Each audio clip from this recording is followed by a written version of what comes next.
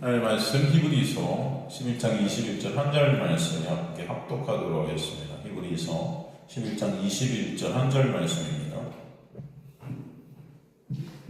히브리서 11장 21절 한 절 말씀 찾으신 저 여러분 합독하도록 하겠습니다. 히브리서 11장 21절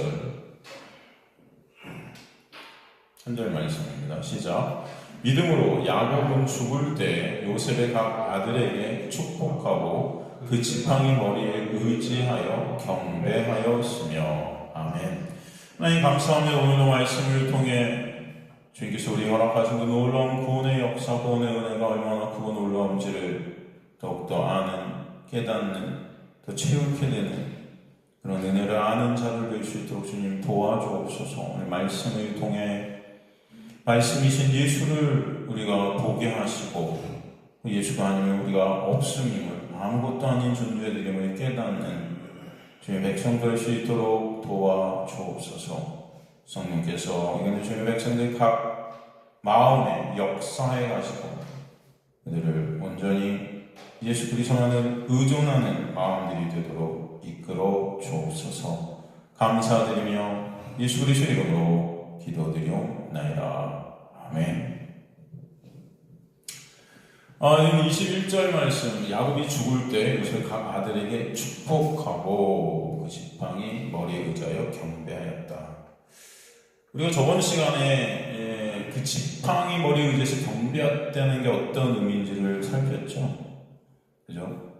그리고 그 야곱이 이제 죽을 때 요셉의 각 아들에게 축복했다는 말씀을 우리가 살폈었습니다.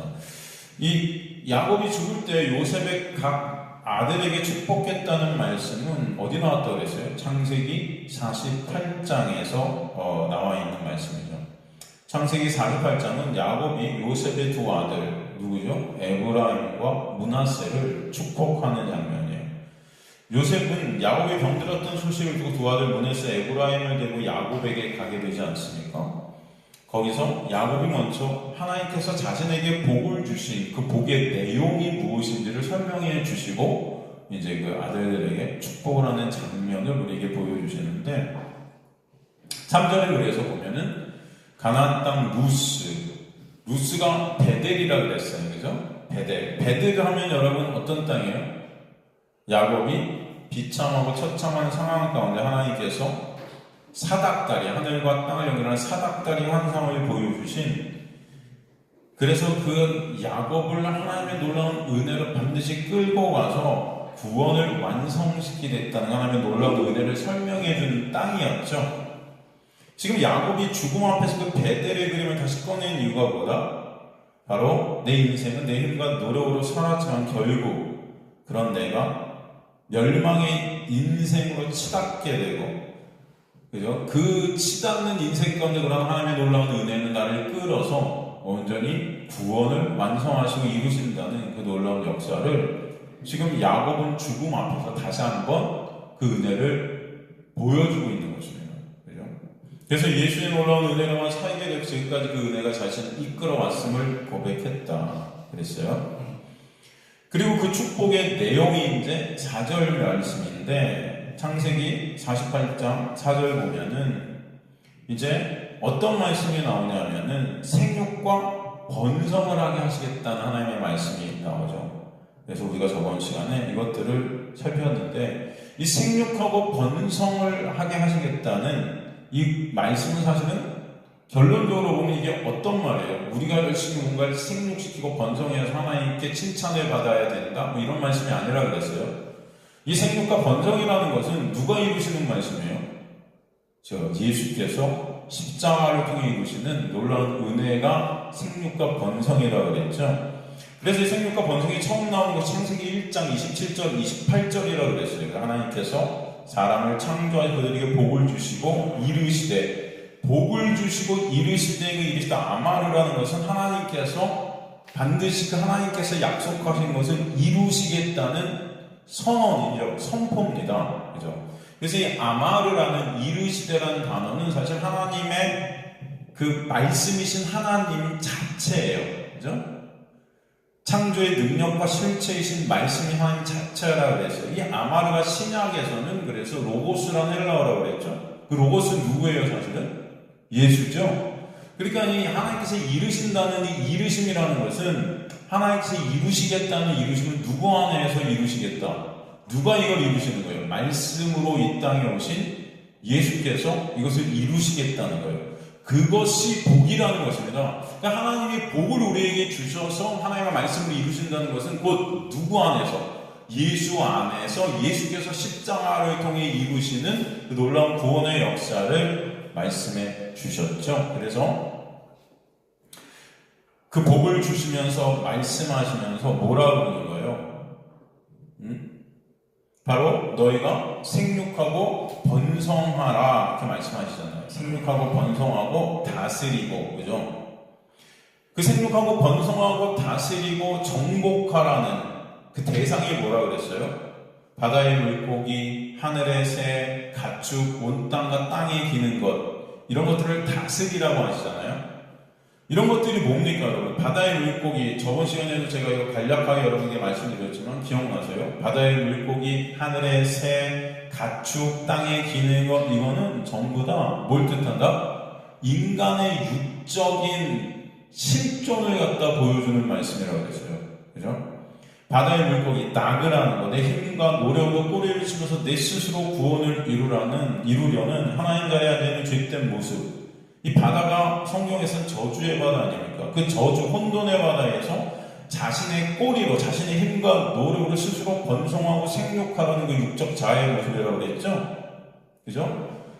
하나님의 은혜는 그 육적 자아, 그 꼬리를 갖다가 치셔서 오직 예수라는 머리 안에서, 그죠?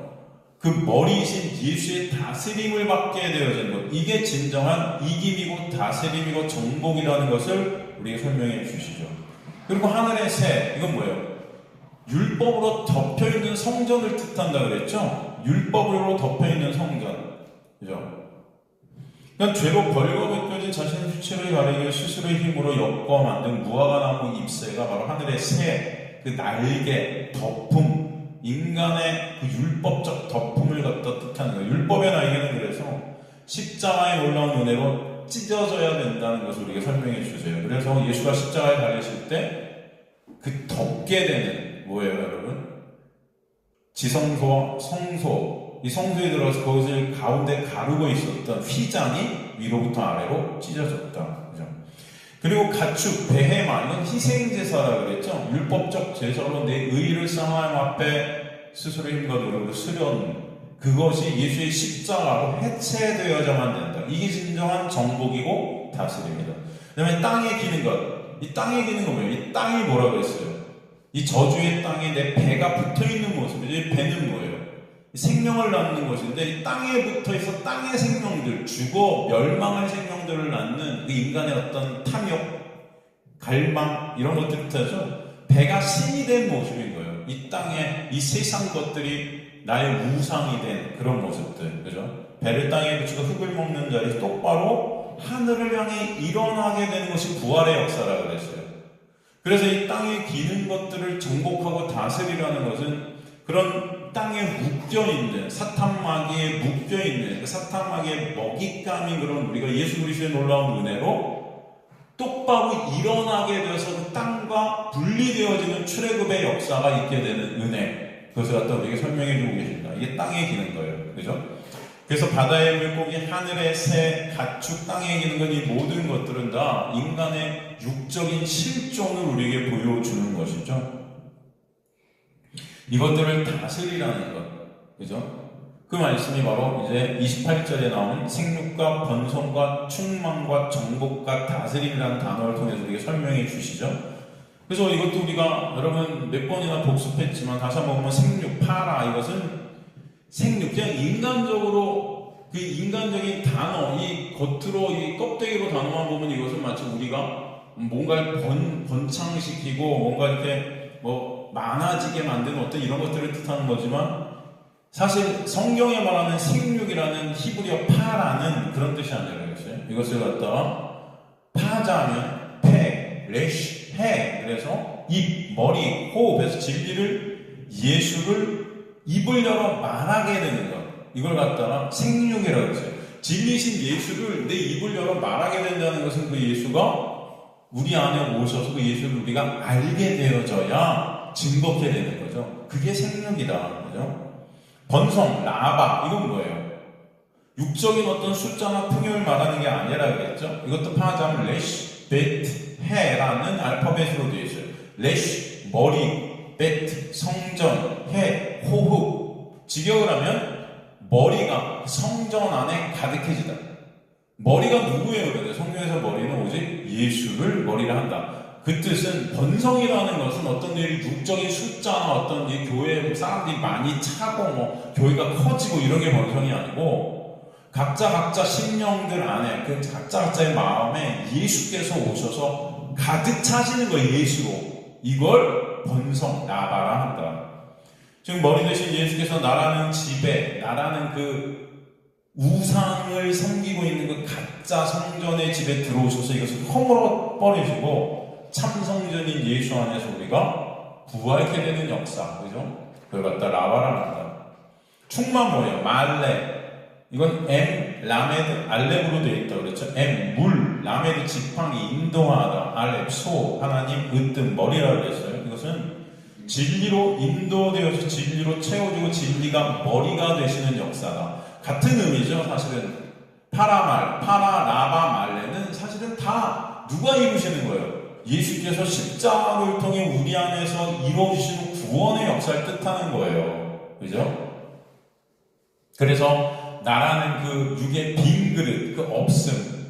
그게 자칼간 네케바의 네케바라는 여자란 뜻이잖아요. 여자는 텅 빈 자다라는 뜻이에요. 자칼은 거기 씻는 거죠. 씨를. 그죠? 그래서 남자와 여자로 창조 그들이 하나가 되게 하셨다는 것은 바로 연합. 바로 남자, 예수죠. 남자, 신랑 되신 그 예수와 신부된 교회의 연합을 통해서 바로 예수라는 씨가 우리에게 심어지는 역사. 이것이 바로 충만이고 생육과 번성의 역사다라는 것을 우리에게 보여주시죠. 그래서 충만 말레라는 것은 나라는 그에게 빈 그릇 없음에 있음이신 예수가 오시고 은혜를 깨닫게 되고 그 예수로만 가득 채워지는 은혜가 충만이다. 그렇죠? 여러분 안에 예수로 가득 채워지는 역사예요. 이게 바로 라바 말레였다. 우리가 저번 시간에 이것을 살폈죠. 내 안에 오신 성령으로 예수를 보고 알게 되어 증거케 되어 그리하여 예수가 머리 대신 참 성전으로 세워지게 하시며 그 예수로 그 성전이 가득 차게 되는 하나님의 놀라운 은혜의 역사를 라바 말레 생육 번성 충만이라 한다. 그것은 우리가 하는 것이 아니고 누가 이루시는 거나 예수께서 이루시는 구원의 역사다. 그죠? 바로 그것을 우리에게 설명해 주셨죠. 그래서 오직 예수로만 그 하나님의 복, 구원의 역사는 성취된다 라는 것을 우리에게 설명해 주세요.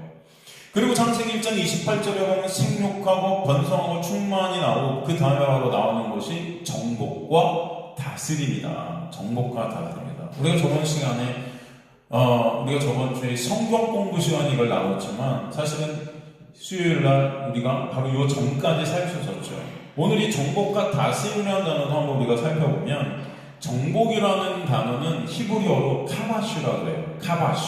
카바시를 정복이라고 합니다. 그런데 이 카바시라는 히브리어의 정확한 뜻은 뭐냐면 짓밟다, 십자가로 짓밟다, 나라는 그 육의 삭제를 의미하는 거예요. 이것은 단 한순간의 이김이 아니라 발로 짓밟아서 완전하게 항복시키는 것입니다. 완전하게 항복시키는 거예요. 굴복시키는 거예요.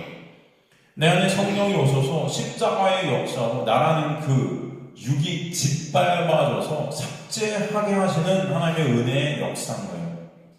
그래서 온전히 예수의 다스림 안에 있게 되는 은혜의 역사. 구체적으로 그렇게 짓밟힘을 당하게 되는 것이 무엇인지 알려주시는 구절이 미가서 7장 19절인 거죠. 미가서 7장 9절 보면 19절 보면 우리를 불쌍히 여기셔서 우리의 죄악을 발로 밟으시고 우리를 하나님께서 불쌍히 여기셨다. 긍휼히 여기셨다. 하나님께서 그런 우리에게 은혜를 그래서 베풀어 주시는데 하나님의 은혜가 우리에게 오게 되면 어떻게 되냐면은 우리의 죄악이 발로 밟혀지게 하세요. 이걸 정복이라 그래요. 그리고 우리의 모든 죄를 깊은 바다에 던지신다 그래요. 우리 모든 죄가 이제 그 바다로 다 던져버리게 되죠. 저주의 바다에. 여기서 발로 밟으시다 그래서 밟으시도가 카다시, 정복하다. 창세기에서 땅과 짐승들을 카바시, 정복하라 하시는데 미가서에서 그것이 구체적으로 우리의 죄악임을 갖다 말씀해 주시는 거예요. 그죠? 그래서 우리가 다스리고 정복해야 될 물고기, 새, 가축, 기는 것의 실체는 곧 뭐예요? 인간의, 나의 죄악이다. 여러분의 죄악들인 거예요. 이게 밟혀져야 되는 것이 생육하고 번성하고 충만하고 다스리게 되어지는 역사다. 우리의 죄악을 갖다가 질밟는다는 것은 우리 힘과 노력으로 우리 스스로가 이것을 할 수 있다 없다? 없어요. 그래서 하나님께서 예수의 십자가를 통해 이것을 이루시는 것입니다. 그래서 19절의 주어가 하나님이세요. 여러분이 아니에요. 우리가 그걸 담는 게 아니에요. 그것을 누가 하신다? 하나님의 긍휼하심이 하신다. 은혜가 역사하셔서 이루신다. 그래서 이 인간의 죄악을 깊은 바다에 수장시키신다는 거예요. 그죠? 이게 바로 출애굽의 역사 아닙니까? 이스라엘 백성들에서 출애굽할 때 바다에 수장되는 거죠. 바다를 딱 갈라서 나오는 거죠. 이게 세례잖아요. 세례. 고린도전서에 보면 이걸 세례라고 표현하죠. 예수와 연합되어 십자가에서 죽고 살게 하시는 은혜를 세례라 해요. 그죠? 여러분? 즉 그 정복은 오직 예수의 십자가로만 이루어진다는 것을 우리에게 설명해 주세요. 이 19절에서 죄악이라는 단어가 히브리어로 아본이라고 그랬어요. 아본. 이 아본이라는 것은 아바라는 단어에서 왔는데 이 아바라는 단어의 뜻이 뭐냐면 구부러지다, 왜곡하다, 비틀리다라는 뜻이에요. 구부러지고 왜곡하고 비틀리다. 근데 이 아본이라는 이 단어는 눈에 보이는 것이라는 뜻이 있어요. 그러니까 우리가 눈으로 보는데 이걸 어떻게 보는 게 아본이냐면은 왜곡되어져서 보는 거예요. 하나님께서 우리에게 보게 하시는 것을 보는 것이 아니고 우리 육적인 눈으로 그것을 왜곡해서 보는 거죠. 이걸 갖다가 죄악이라 그래요. 아본. 그래서 아본의 첫 글자 아인이 눈이에요. 눈을 뜻해요. 그러니까 여러분은 하나님께서 우리에게 복을 주시는데 어떤 복을 주신다 그러냐면은 우리 눈이 열리고 귀가 열리고 그죠? 들리고 보이는 복이 있는 자는 들을 수 있는 자는 듣게 하시는 은혜 그죠? 우리 눈이 떠지는 역사 이런 게 하나님의 놀라운 은혜의 역사고 복이라고 우리가 설명해 주는 성경이 그죠? 그런데 이 죄악이라는 것은 이 눈이 떠지지 않는 거예요. 그래서 보긴 보는데 잘못 보는 것입니다. 그러니까 성경에 말씀하시는 진짜 죄악이라는 것은 이 세상이 말하는 어떤 도덕, 윤리적인 인간의 행위들 이전에 눈이 멀어서 왜곡되어져서 보아야 할 진리 대신 누구? 예수를 보지 못하고 이 땅의 것, 율법, 썩어질 것에 우리 시선이 집중되어져 있는 그 상태를 설명하는 거예요. 그렇게 되면은 말씀이라는 것을 통해서 우리가 예수를 못 보면 여러분 말씀이 뭐가 돼요 여러분한테? 율법이 되고 그 율법은 그럼 뭐예요? 우상화된 거예요. 그죠? 왜 그래요? 그 율법을 통해서 내가 율법을 지키면 하나님께서 내가 원하는 것을 해주신다는 거래가 되기 시작해요. 율법을 못 지키면 나는 하나님께 저주받을 거야 라는 것을 알게 돼요. 그러면 인간은 어떤 상태로 가냐면은 그 율법이라는 것을 내가 지키고 못 지키는 그 행위를 통해서 하나님을 조정하려 들어요. 이해가 되세요? 내가 지킨 것을 갖고 하나님한테 떼를 쓰죠. 하나님 자기 했으니까 이거 해주세요. 못 지키면 못했으니까 벌 받겠구나 두려워 떨죠. 그러니까 당연히 하나님의 말씀이 예수로 안 보여지면은 이 말씀은 어떻게 돼요?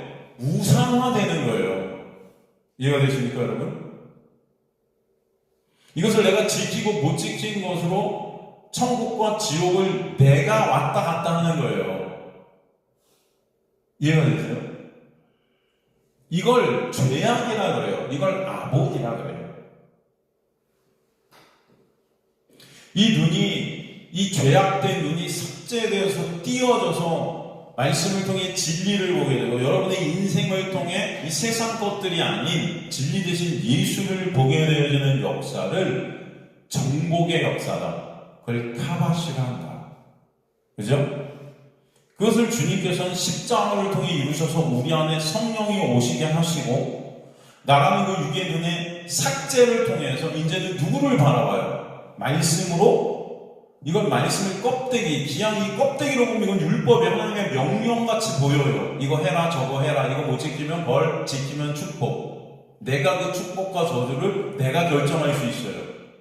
그런 율법, 그런 우상이 된 말씀이 아니라 우리 안에 성령 오셔서 그 나의 잘못된 그 눈을 갖다 뽑아버리시고 하나님의 놀라운 은혜의 눈을 장착시켜 주시면은 이제 말씀을 통해 예수를 바라보게 되고, 그 눈뜸을 통해서 진정 예수 그리스도의 놀라운 은혜와 사랑을, 영광을 보게 되는 자들이 되는 거죠. 그러면 그 예수 안에서 우리는 뭐예요?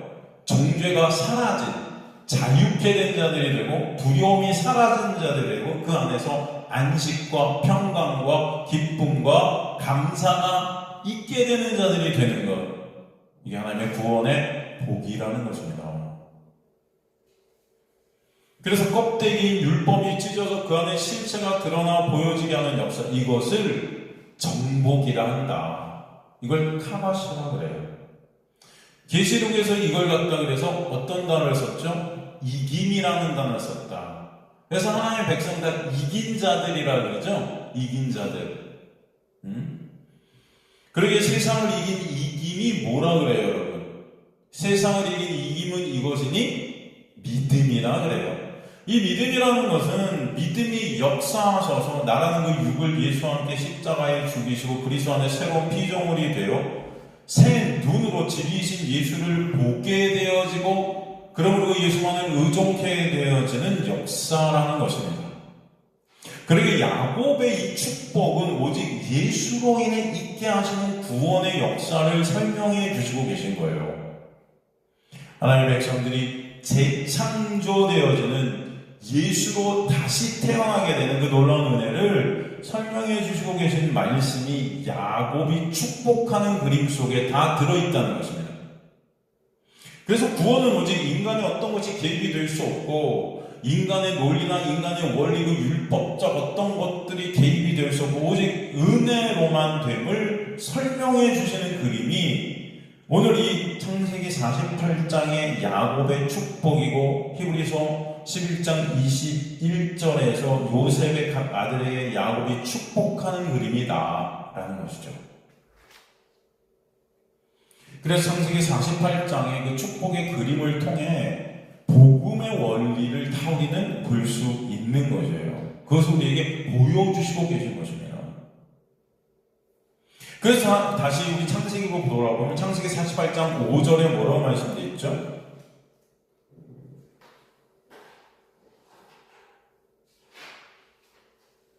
내가 애굽으로 와서 내게 이르기 전에 애굽에서 내가 낳은 두 아들 에브라임과 므낫세는 내 것이라, 르우벤과 시므온처럼 내 것이 될 것이요, 이렇게 말씀하시잖아요. 그 전에 이제 우리가 지금까지 살핀 저 생육과 본성이 나오고, 그것을 다 하나님께서 예수께서 십자가를 통해 이루시겠다고 말씀하신 후에 이제 5절을 통해서 예수 그리스도의 십자가의 놀라운 은혜로 인해 하나님의 자녀가 될 수 없는 죄인들이 하나님의 자녀로 양자 삼아지게 되어지는 역사가 무엇인지를 다시 한번 설명해 주셔요. 그러니까 5절 말씀에서 우리는 예수 그리스도의 십자가의 은혜로 인해 하나님의 자녀로 입양되어지는 그 은혜를 네 가지를 통해 보여주시고 계십니다. 네 가지를 통해. 즉 5절 말씀에서 먼저 주님은 어떤 자를 입양해 주시는지를 보여주시죠. 그죠? 내가 애굽으로 와서 내게 이르기 전에 애굽에서 내가 낳은 두 아들이라는, 어디에서 낳은 두 아들? 애굽에서 낳은 두 아들이라는 거죠. 지금 애굽에서 태어난 자를 입양시키는 거예요, 하나님께서. 여기서 에브라임과 므낫세잖아요. 이 애굽에서 나온 두 아들이 에브라임과 므낫세는요, 애굽, 즉 죄된 세상에서 태어난 자들이에요. 나아가 이 에브라임과 므낫세는요, 그들의 어머니가 아스나신데 이 아스나는 애굽의 태양신을 섬겼던 제사장의 딸이었어요. 즉 이 므낫세와 에브라임은요, 죄된 세상에 속해 있던 죄인들을 대표하고 있는 것입니다. 세상 풍조를 따르고 사탄 마귀의 종노릇하던 죄인들의 모습을 우리에게 보여줘요. 이들은 결단코 하나님의 자녀가 될 수 없던 자들이었다는 것입니다. 이해가 되세요, 여러분?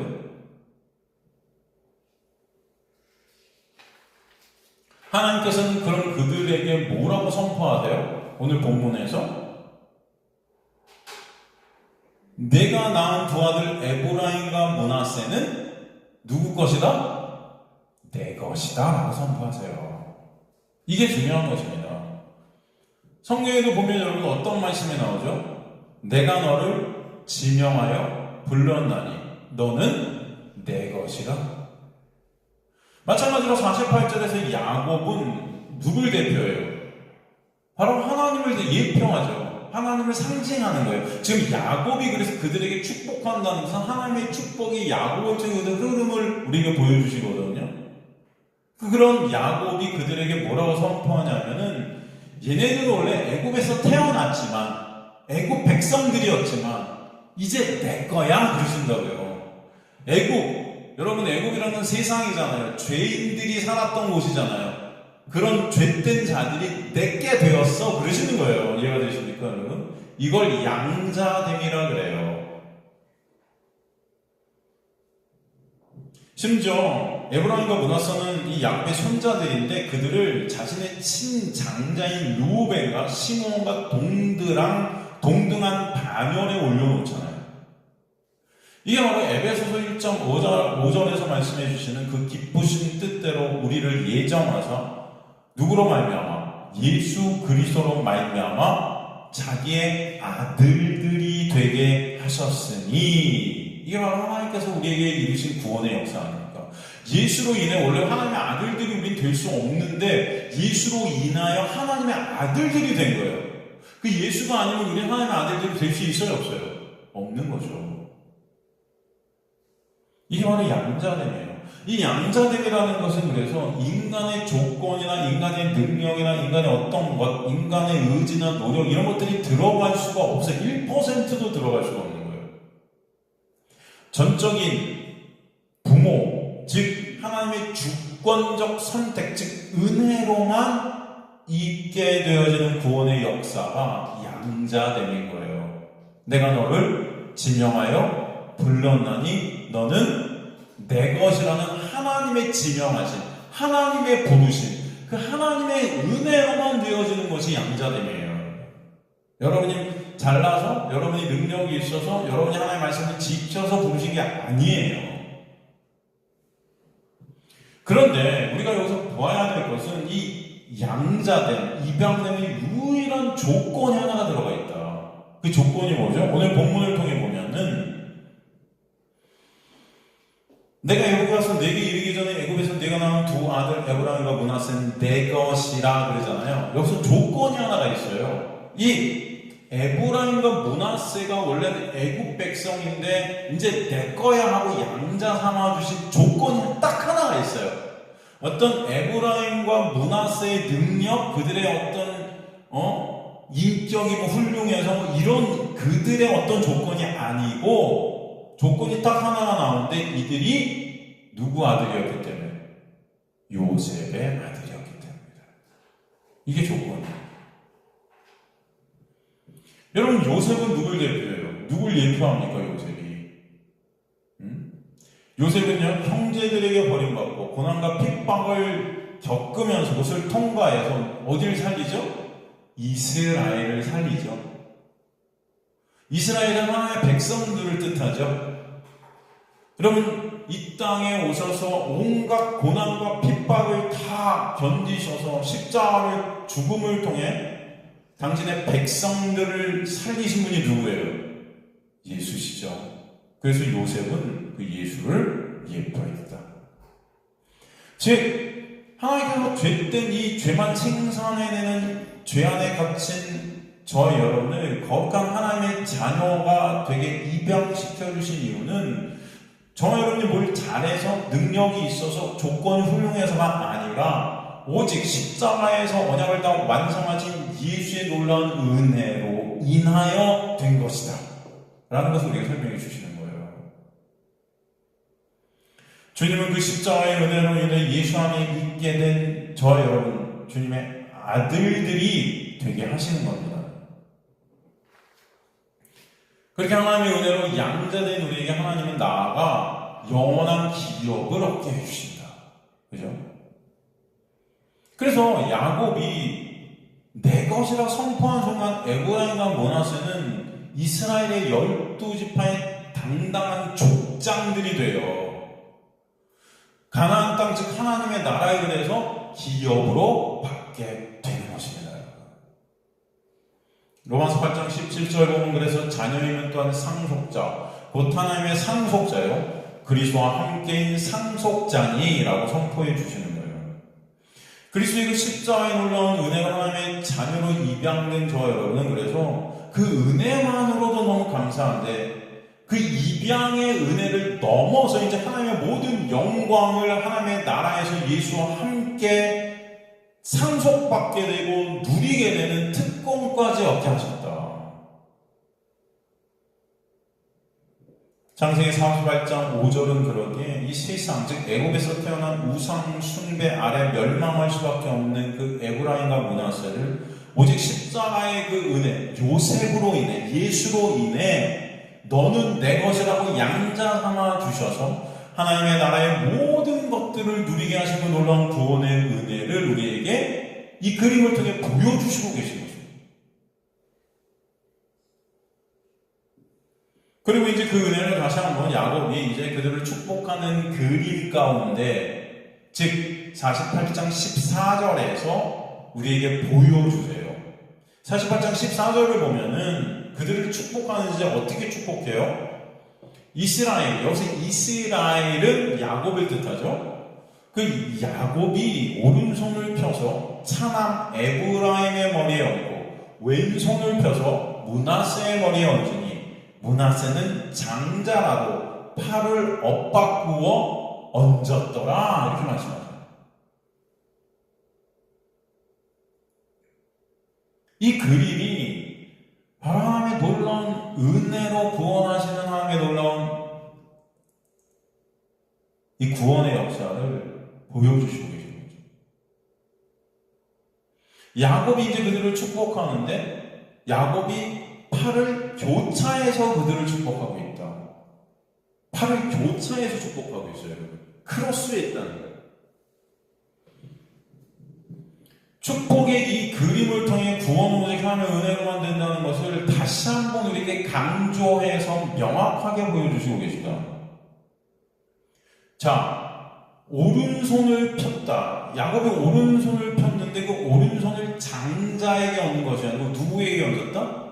차자한테 얹었어요. 그리고 왼손을 장자에게 얹었다.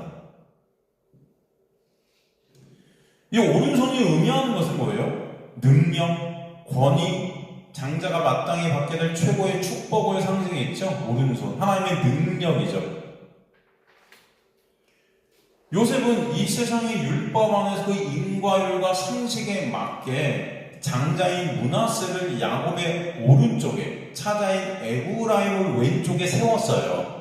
이게 이 세상의 논리죠. 이 세상에서는 장자가 축복을 받고 장자가 더 많은 재산을 상속받게 되잖아요, 여러분.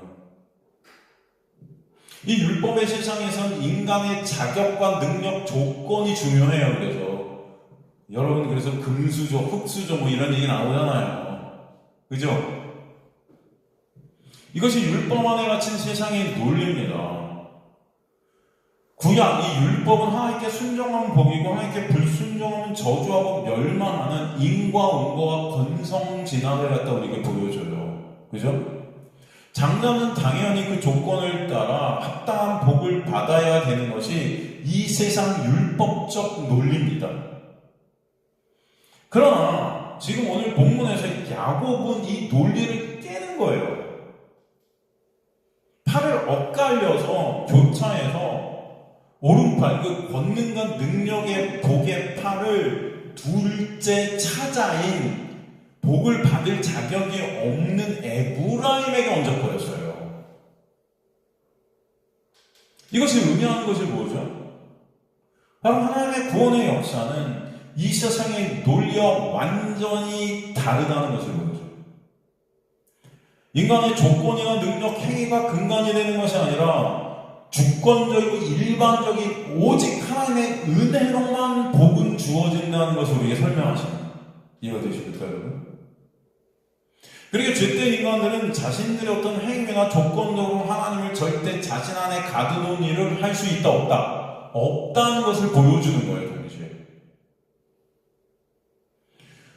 구원이 오직 하나님의 은혜로만 됨이 믿어지지 않는 자들은요, 자신들의 행위로 자신들의 힘과 노력으로 하나님을 조정하려 드는 하나님을 우상 숭배하는 자들이 돼요. 하나님을 우상 숭배한다는 거, 하나님은 곧 내가 되는 거고요. 즉 하나님의 은혜 밖에 있는 자들은 자동적으로 뭘 해도 우상 숭배할 수밖에 없다. 아까도 제가 말씀이 그렇다고 그랬죠. 그런 죄인들이고 그런 그들은 그러게 오직 하나님의 은혜로만 구원이 있을 수밖에 없는 죄된 존재들임을 보여줘요. 하나님의 은혜를 모르는 자들은 자동적으로 전부 우상 숭배자들이 돼요. 그런 우상 숭배자들은 뭘 해도 구원을 스스로의 힘과 노력으로는 이룰 수 있어요, 없어요? 없는 거죠. 그렇기 때문에 그런 인간들을 구원하신 하나님의 방법은 오직 은혜로만 가능하다. 하나님의 은혜가 그런 죄인들에게 역사하지 않으면 구원은 없다는 것을 야곱의 이 축복의 그림을 통해서 우리에게 보여주시는 것입니다. 그리고 야곱의 팔을 교차해서 축복하는 이 그림은 교차했다는 것이 여러분 크로스했다는 거예요. 크로스 하면 여러분 생각나는 게 뭐예요? 네? 십자가인 거예요. 이 야곱의 축복의 그림은 예수 그리스도의 십자가를 보여준다. 즉 뭐예요? 우리가 받아야 할, 마땅히 받아야 될 그 저주의 진노의 저주, 이게 왼손인 거예요, 여러분. 성경에서 왼손은 하나님의 심판을 갖다 상징하죠. 그 진노의 저주, 왼손이 상징하는 것인데, 우리는 그 왼손에 얹혀져야 되는 자들이, 왼손의 아래에 있는 자들이에요. 그 심판 아래에 있는 자들이. 그런데 하나님께서 그런 우리를 오른손, 하나님의 축복과 능력의 손이 되게 하신 거예요. 교차된 거죠. 우리의 그 오른손, 우리가 받아야 될 왼손을 누가 받으세요? 십자가를 통해서. 예수가 받으시고. 예수가 받으셔야 될 그 복, 장자의 복을 갖다가 누가 받게 하셨나요? 왼손을 받아야 될 우리가 이제 오른손 아래 하나님의 복을 받는 자들이 되게 하신 거죠. 이게 바로 십자가입니다. 그래서 교차되는 거예요, 이게. 이해가 되십니까? 이것을 갖다가 오늘 이 야곱이 에브라임과 므낫세를 교차해서 축복하는 그 힘을 통해서 보여주고 계시다. 그래서 이 교차되어지는 유일한 곳은요, 예수께서 이루신 그 십자가인 거예요. 그래서 여러분은 그 십자가를 의존할 수밖에 없는 존재들이 되는 거예요. 즉 하나님의 구원, 그 축복의 은혜는 오직 십자가를 통해서만 우리에게 오게 됨을 상징적으로 보여주고 계시고, 그것을 야곱의 축복의 장면을 통해 보게 하십니다. 그리고 이 십자가로 구원을 주신 하나님의 역사는 아담이 갑자기 죄를 지어서 갑자기 하나님께서 마련하신 조치가 아니다. 즉 십자가를 통한 구원의 역사는 이미 창세전, 이 세상이 지어지기도 전에 묵시 가운데 하나님의 계획하시고 이미 완성하신 하나님의 작품이다 라는 것을 우리가 알게 하죠. 그 말씀이 바로 창세기 48장 14절에서 야곱이 팔을 엇바꾸어 얹었더라라는 글을 통해 우리에게 말씀을 통해 보게 하셨는데, 팔을 엇바꾸어 얹었더라는 히브리어가 사칼이라는 히브리어예요. 이 사칼이라는 히브리어는 야곱이 눈이 안 보여서 실수로 한 행동이 아니라 의도적이고 분별되어지고 지혜롭게 계획적으로 주권적으로 한 행동이라는 것입니다. 그 말인즉 갑자기 뭔가 상황이 있어서 그걸 변칙적으로 그 상황에 대처하기 위해 뭔가 한 행동, 그런 것들이 아니라, 즉 그 교차되어진 그 십자가라는 것은 아담이 갑자기 선악과를 먹고 죄를 범해서 하나님께 하지 말라는 어떤 것을 해서 하나님께서 갑자기 응급적으로 야 이제 십자가를 세워야 되겠다 해갖고 예수를 보내고 그들을 이렇게 구원시켜야지 한 게 아니라, 이미 그 모든 것들은 창세 전에 다 하나님께서 이루신 것이라는 것을 우리에게 보여주신다. 이 단어를 통해서. 결론적으로 이 교차된 축복, 즉 십자가의 역사는요, 예수 그리스도께서 완성하신 놀라운 은혜의 역사다라는 것을 알려주시는 거예요. 이 야곱의 축복이 바로 예수 그리스도의 그 십자가를 보이는 것입니다. 원래 하나님의 참 장자는 오직 예수잖아요. 예수께서는 원래 하나님의 영광과 축복, 그 오른손을 받으셔야 되는 분이잖아요. 그러나 예수께서 찾아인 우리가 받아야 될 그 왼손, 심판과 저주를 십자가를 통해 받으시고, 그러므로 인해 왼손을 받아야 될 우리가 오른손, 구원과 영광, 하나님의 놀라운 복을 받게 하셨다. 그죠, 여러분? 그래서 할례도 마찬가지예요, 여러분. 할례가 바라잖아요. 찢다. 이게 할례죠? 그게 원어가 바라예요. 찌드다. 그런데 여러분, 그 바라에서 나온 세 단어가 있다고 그랬어요. 뭐죠? 할례라는 단어. 그 다음에 바라크. 바라크가 뭐예요? 복이죠. 그리고 바리트. 이게 뭐예요?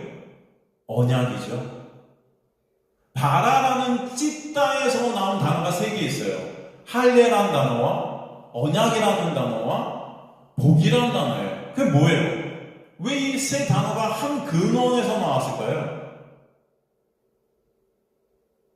할례는 뭡니까? 예수께서 십자가에서 나로 찢어지신 것을 갖다 우리가 보라고 하나님께서 우리에게 하라고 하신 단어가 할례예요. 그죠? 이스라엘 백성들이 태어나면 8일 만에 할례를 받는다는 것은 바로 그 하나님의 백성들이 니네가 된 것은 누구로 인한가? 예수께서 십자가에서 찢어지심으로 인함이다라는 것을 알라고 행하게 하시는 게 할례라는 단어고, 그 예수께서 십자가에서 찢어지심으로 말미암아 죽어야 될 우리가 살아나게 되는 바라크, 그게 뭐예요?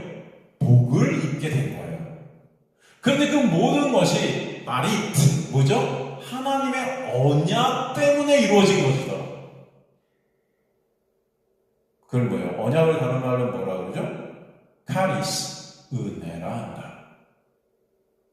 여러분의 어떤 조건과 여러분의 능력과 여러분의 어떤 행위로 된 것이 아니라 하나님의 약속으로 인함인 거예요. 구원은 하나님께서 이루시는 것입니다. 그래서 그 어원이 한 단어에서 오는 거예요, 여러분. 이해가 되시죠?